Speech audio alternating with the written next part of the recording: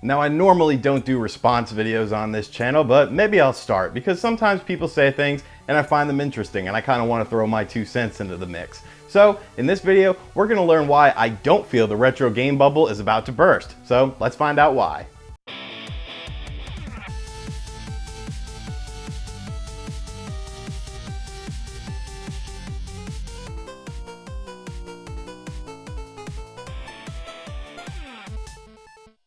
Alright, so if you're on YouTube, more than likely you know about the Completely Unnecessary Podcast, or the CUPodcast. It is a podcast ran by Pat the NES Punk and Ian Ferguson. Now, Ian runs a video game store, and Pat has been in retro games for a long time on YouTube.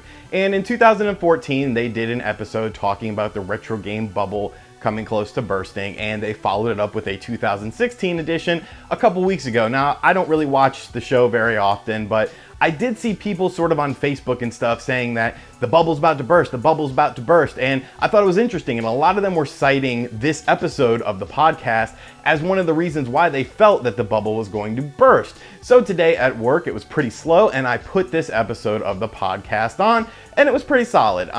I just see things a little bit differently than they do, so I just kind of wanted to address that and talk about what they said and share my own thoughts on it. So the main point that Ian was trying to drive home when he was talking was games like Earthbound. Now, Earthbound is a $200 game at the time of this video, and he was saying how it's very common to see that at conventions and that not a lot of people are really looking for Earthbound right now. And I totally agree with that, because Earthbound is a game that really at the end of the day isn't super rare, it's just valuable in collector's eyes because it's a desired game. I did a video talking about Earthbound, showing some sales statistics and whatnot, just kind of showing that Earthbound actually sold pretty decent for the time it was released. So there's a lot of copies out there. The only real reason why it commands, a higher place and a higher market value than other RPGs is because of the desirability. People don't seem to want to part with their Earthbound copy. So Ian was basically saying how it's very common to see it at gaming conventions, which is, very true, and that not a lot of people in his area are picking up Earthbounds anymore.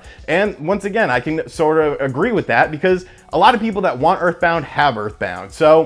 But one thing I think they kind of missed out on was the fact that Ian was saying how at his store it wasn't very popular anymore, and that's pretty true, but that's kind of going to come and go with things in this collection and things in the retro gaming hobby is pricing. So when you look at a game like Earthbound, it's $200 and now sales have kind of trickled down on it.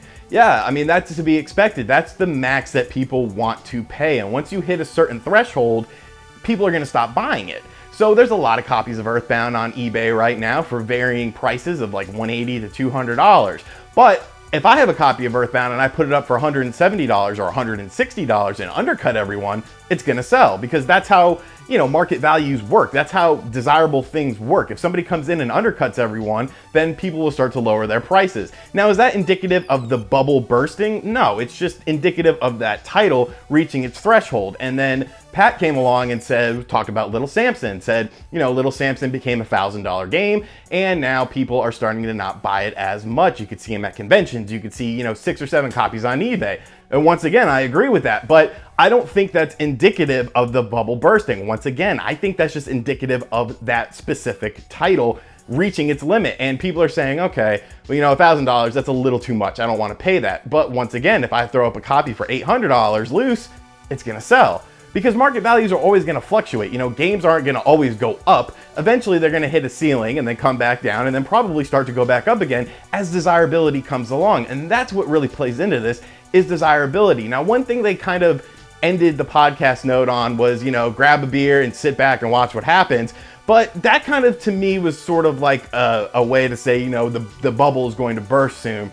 And I think they kind of forgot, or maybe just didn't think to mention a couple, different things. You got to look at a game like Panzer Dragoon Saga. Now, Panzer Dragoon Saga, I remember when this game was, $70, $80. And then I remember when it was $200. And then I remember back in June at Too Many Games, I saw copies for $400 complete in box with Dave, because Dave was looking at them.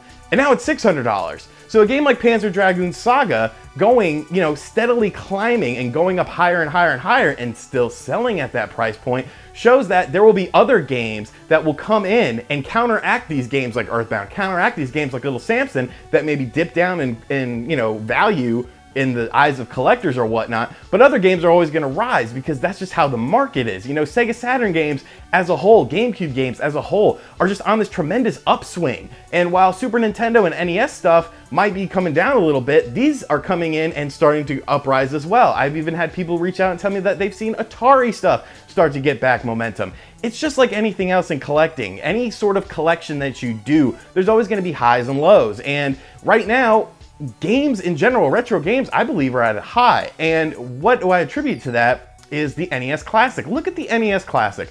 The NES Classic is marketed towards retro gamers and people who used to game. Probably people who used to game more than retro gamers. But look at how much it's selling for right now. It has a $60 retail price and it's clearly getting over $200 everywhere. Why is that? Because people are still interested in retro games. I think retro gaming is as hot right now than it's ever been before because of things like the NES Mini. And I even reached out to a couple store owners, one store owner in Minnesota, one store owner in Pennsylvania. And I asked them, I said, what do you guys think of the retro bubble bursting? And they said, no, if anything, the NES Mini has re-sparked people. And now people are coming in asking for NES games and NES titles.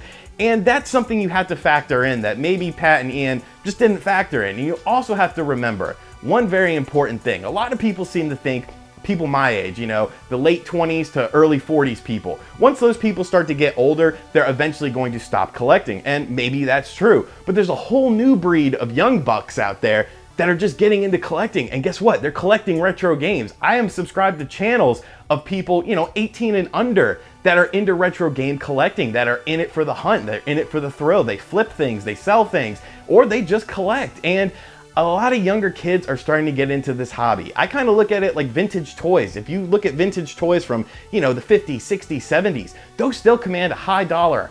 They still command a high dollar. Why is that? Who is buying those people? Are the 60 and 70-year-old people who played with those toys as a kid buying it? No, it's new people.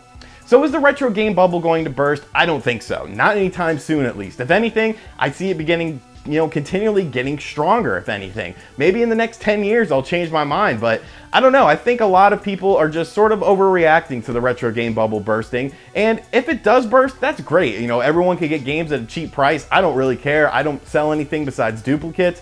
I like to collect. But if it does burst, awesome. I'll be able to collect my Saturn games. If not, the hunt is still on, baby. Let me know what you think about the retro game bubble bursting in the comments section down below. I will also put a link to the CUPodcast so you can check that out and see what I'm talking about in the description box, but let's face it, you guys probably watched that before watching me. If you're new here, make sure you check out other videos on the channel, subscribe to me, and if you really like my face, check out my Patreon. I'll catch you guys next time. Later.